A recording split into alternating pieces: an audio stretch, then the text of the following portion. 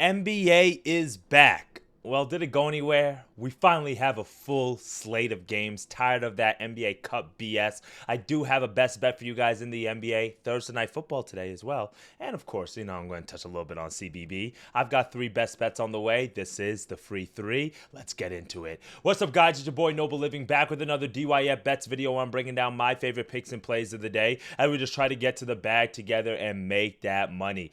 First and foremost, let me just say thank you so much to all the new subscribers who've come to the channel. Thank you for the comments that you guys dropped underneath the videos yesterday and in the corresponding days. I greatly appreciate it. We've been dropping plays on this video literally, or not video, on this channel every single day for literally probably like the last year and a half, 2 years, man. And we're at 1,000 subs. I'm super excited. I started this as just like a passion project, something I love to do, and it's growing, and I'm so thankful for it. So hopefully we can get to 5K subscribers, 10K subscribers. Thank you guys. I really wanted to sweep the board yesterday in congratulations to such a great day of getting subs, and we didn't get done. Only a 2-2 day though, so I'll take a 500 day, but we would want it a 4-0 day. Yesterday we got our first 3-team steam right. We got Memphis, USC, and Marquette all on the money line at plus 102 odds value. That Memphis game was a little bit of a sweat. Same thing with Marquette, but we got it done. We also cashed in on New Mexico on the spread.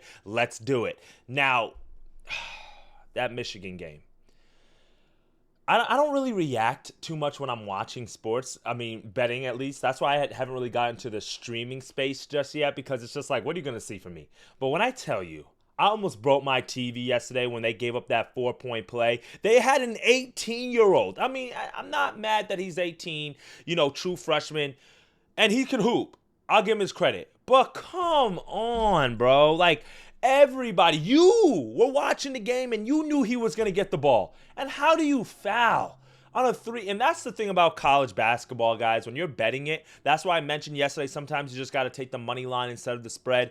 Because these kids, they're little kids. They do the most mind-boggling, the most baffling BS ever. Fouling when you shouldn't be fouling, like missing free throws, fouling three-point shooters, letting a guy who's literally the only person on offense get off. You know what? I'm done ranting. Like Michigan, they blew the game, spread, all of it. They were covering the entire game, and they lost. And then our other 3 teams steam of the day, Creighton, I'm done with them. I hate Creighton. Some people ask me without Pop Isaacs, how would they look? Georgetown had their best shooting game of the entire season. They have not hit any more three-pointers in any single game this season, either, and also haven't shot as well from the field goal or field goal field, whatever, field goal percentage-wise. So, tough loss. And then USF ended up losing to Bethune-Cookman as well.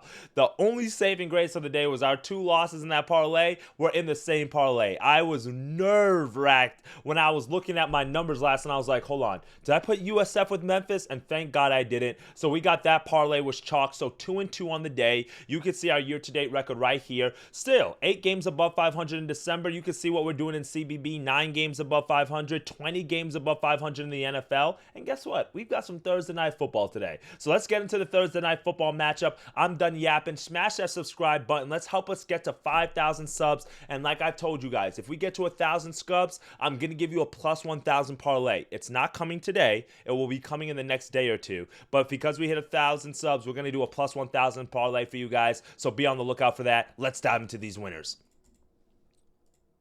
All right, first best bet of the day, Broncos, Chargers. What are we looking at here, okay, guys? We have a divisional matchup between 2 teams that truthfully are both fighting for playoff positioning. Right now, the Broncos are in the playoff picture. Pretty solid year for the Broncos underneath a rookie quarterback, right, in Bo Nix.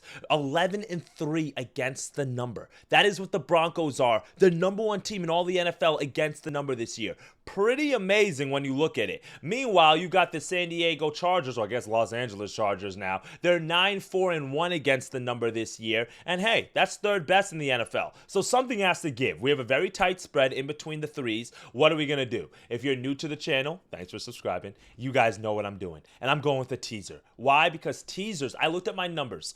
Teasers have literally saved us on 6 games this year. If we did not tease it, we would have lost on an over and under, or we would have lost on the original spread. Because we have teased it, it has allowed us to get 6 winners this year, and I'm not going away from it. So teasing. If you don't like teasing, I'm sorry. Just do a parlay or whatever, but it is like a parlay. We're going to go Broncos plus 8.5, and we're going to go under 48.5, minus 120 odds. Now, I mentioned the Broncos are the number 1 team in all of the NFL right now in covering the spread. That's why I like them in today's matchup. Yes, they are on the road. Yes, Bo Nix has kind of hit that like rookie wall, right? He's never played this many games in a season, not even going back to his college days. And he feel like he was in college for like 10 years.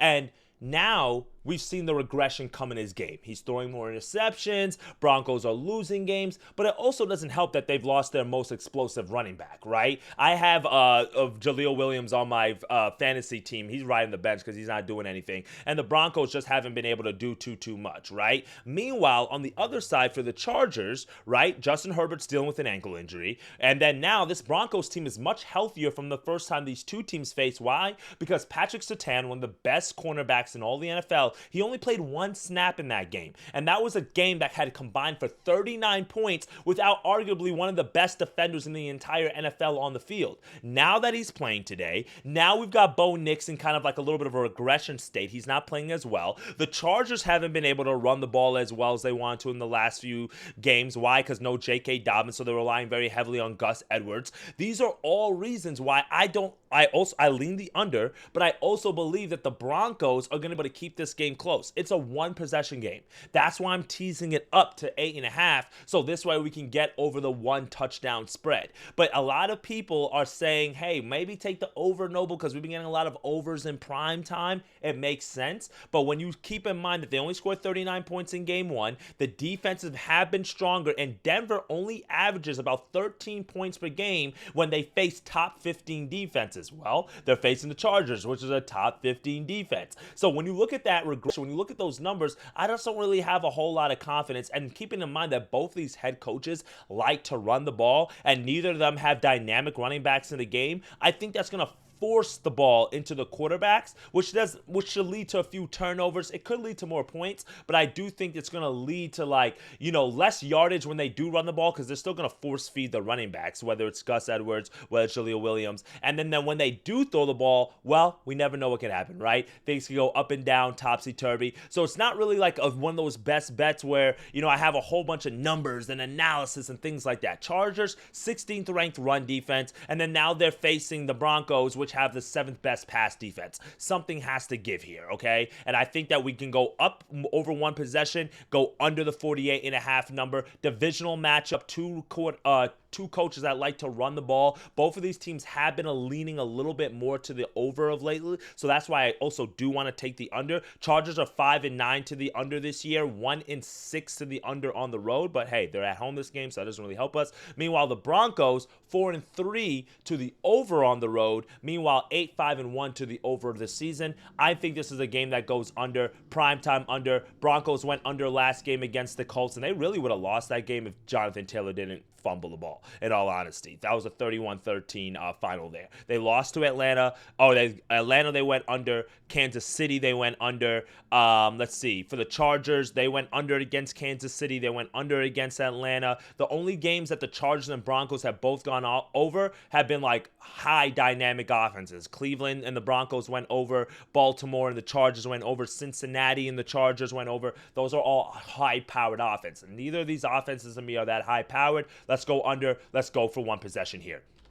Second best bet of the day. Let's go to the college basketball slate and breaking it down real quickly. Not that many games that I like today, but one game that I do want to touch on where the line just doesn't necessarily make a lot of sense to me. In college basketball, you do have to be wary of that because there are some lines that won't make sense, and it doesn't make sense for a good reason, and you're going to play the wrong side. Well, South Dakota is taking on Utah Tech today. Probably two teams that you're not that familiar with. We're going to take South Dakota on the money line, minus 135 odds. It is a little bit juiced. I personally took South Dakota, and I also parlayed it with Texas, with Grand Canyon, with St. Mary's, all in the money line to get this down to like minus 110. So feel free to do that. I just didn't feel like doing all that today. We'll just go South Dakota money line here. Now, South Dakota 6-4 on the year. They're taking on a Utah Tech team that is 3-10. Now you see why it's a little fishy, right? Why is South Dakota only minus 135 on the money line, and they're facing a team that's 3-10 with only one D1 win? One D1 win. Their other two wins came against non-D1 opponents, and their one D1 win was against Denver, which is ranked 325 on KenPom. There's only 363 teams in the college basketball, and they won that game by 14 points on a neutral floor. Not really telling me too much, right? South Dakota on the year, 9-4 on the year. They beat in Wyoming. They beat in Idaho State. They beat in Western Michigan. They beat in Southern. None of these teams are really that amazing, but at least they're top 200 in KenPom, at least 250 in KenPom. Now they're facing the Utah Tech team. They're on the road, which is why we're getting a little bit of value on Utah Tech. But for me, I just can't do it. This is a South Dakota team that has played Iowa. They played Nebraska. They played Southern Indiana. They've played some good opponents. They're ranked 7th in offensive tempo. They play really, really fast. And even though they play fast, they still can handle it. 92nd on offensive efficiency, 21st in turnover percentage, so they don't turn over the ball even though they play really fast. I like that. Don't overthink it. South Dakota on the money line, even though they're on the road today. Utah Tech, you got to show me more. Only one D1 win, that ain't going to get it done. Now, third and final pick of the day. I will say this, my friends. I love the NBA card today. A lot of games. Follow me on X. Right there, Noble Living, you'll see right there at the bottom, where I will probably have a few more player props for you guys throughout the day. But a lot of the lines have moved. Be wary, because a lot of these lines came out Tuesday, Monday, when the NBA Cup was going on and we didn't have any full NBA action. So because of that, you have to take it with a grain of salt. And the books know that you are like a little kid who's eager to jump out of the bed on Christmas morning and bet some NBA. They know that. So they're going to price it accordingly. So please keep that in mind, my friends. For my beginning bets, my beginning handicappers, for people who are new to sports betting, this is a perfect trap day. You're going to feel like you can put together the most beautiful lay that's not going to miss, 10 leggers, and it's going to cash in. Just keep in mind, the books have already adjusted. Some of the totals have moved. Some of the player prop lines have moved. The odds have significantly moved on a lot of these plays, and you got to keep that in mind. That's why I said tomorrow I'll probably have the plus 1,000 parlay, or on Saturday, because I do want to give us like a day to kind of reset, recalibrate with the books here. But one line that looked a little bit off was, for me, Jason Tatum. Guys, if you are new to the channel, you know Jason Tatum is one of my favorite players in the NBA. He's got an absolute extensive bag. But one of the things that I like to take with Jason Tatum is not his points, it's not his assists, it's not his PRAs, it's his rebounds. And I'm going to go over 8.5, minus 135 odds. Now, let's look at some of the numbers that Jason Tatum has put up recently, okay? In his last game against the Wizards, that game was on the 15th, so earlier this week, he had 12 rebounds. The last game before that against the Grizzlies, 13 rebounds. Game before that against the Bucks, 10 rebounds. Game before that against the Miami, 11 rebounds. Game before that against Cleveland, only 8 rebounds, but the game before that against the Bulls, 14 rebounds. Gone over this number in 5 of the last 6 games, in 4 straight games. And now the Celtics are taking on the Chicago Bulls, the team that he literally just scored 14 rebounds against. But also keep in mind, the Bulls give up the 3rd most rebounds per game to power forwards. Jason Tatum's the leading rebounder on this team. Unless we have the NBA Blowout Association today, right? We know what that's like. We should be able to get these numbers here. And if we have a blowout in favor of the Celtics, hopefully it's because Tatum's grabbing the missed shots that the Bulls are putting up. Jason Tatum is averaging the 3rd most rebounds of any power forward in the league. Only Giannis and Jalen Johnson from the Hawks have more rebounds per game than Jason Tatum. The fact that he's been consistently going after the boards, that is something that kind of builds up in you. And he's rested. They've barely played any games over the last few weeks. That should mean you shouldn't have fatigued legs. I like Tatum today, over 8.5 rebounds. It is a little bit juiced. You could take it to 9.5 if you want to. You can take the double-double if you want to. No team, actually only 2 teams, give up more rebounds per game than the Bulls. A lot of teams don't play as fast as the Bulls either, so that should mean more shot attempts. The Celtics shoot a lot of threes, which means a lot of quick possessions. I like Tatum here. He just had 14 against them. Don't overthink it. Over 8.5 rebounds. Let's cash that in. Well, that's it for me today, my friends. 3 best bets that I've given you. And if you stay to this portion of the video, I have a bonus parlay for you. So, yes, I'm going to give you an extra pick. All right? So, to recap real quickly, we're going to go with Jason Tatum over 8.5 rebounds. In the Thursday night football game, we're going to take the Broncos in a teaser plus 8.5, and we'll go under 48 there. And then in the college basketball slate, let's go South Dakota on the money line. Feel free to parlay that with some other super heavy favorites.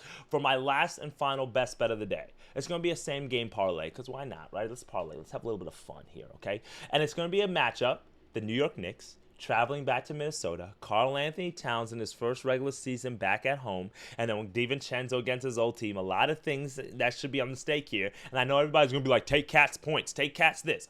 What we're going to do is we're going to take Karl Anthony Towns to get 2 3-pointers, just 2.